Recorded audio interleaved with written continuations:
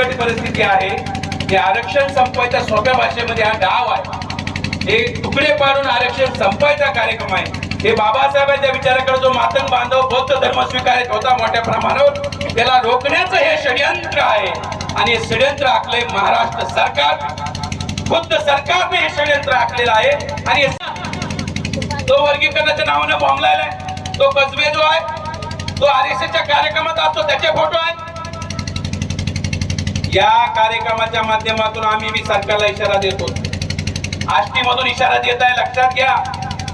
जर सरकारनं वर्गीकरण केलं, बघा आम्ही काय म्हणतोय, जर सरकारनं वर्गीकरण केलं तर हा महाराष्ट्र आम्ही अनिश्चित काळासाठी बंद करू.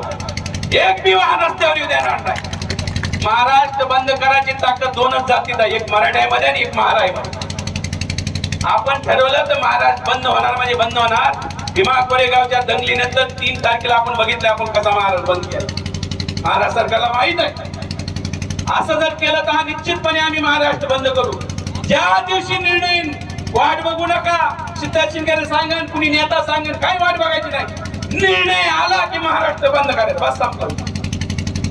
त्यामुळं आमच्याशी भेटू नका, कुणाशी पंगा घ्या. आम्ही बाबासाहेबांचे अवलादी आहोत. संघर्ष आमच्या 5वीला पोहोचलेला आहे. जेल आणि पोलीस स्टेशन आणि केसेस आम्ही भेटणारे अवलाद नाही. ते बाबासाहेबांच्या कार्यकर्त्याला कुणी सांगू नये. आम्हाला पोलिसांनी धडपण्याचंही करू नये. आम्हाला लय कन्व्हिन्स करण्याचा आम्ही त्यांना कन्व्हिन्स केले. कलेक्टर म्हणला, बीडचा कलेक्टर राजेबाई मणिकडे, अरे कशाला चालता, चलणं तुम्हाला तकलीफ होईल, कुणाला ऊन लागत, कुणी पावसात भिजतात, कुणी चक्कर येऊन पडत.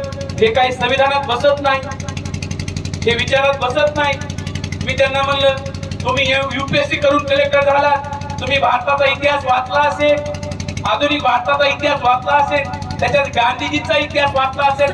गांधीजीने दांडी यात्रा काढली होती पायी. मग तुम्हाला म्हणायचं का गांधीजी चुकीचे होते?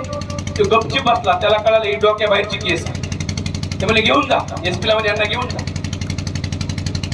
हे सांगायचा उद्देश आहे की उद्या लॉंग मार्चचा 5वा दिवस तुमच्या शहरातून सुरू होत आहे. तुम्हा सर्वांना इथे यायचं. इथे नगरची टीम आली आमची.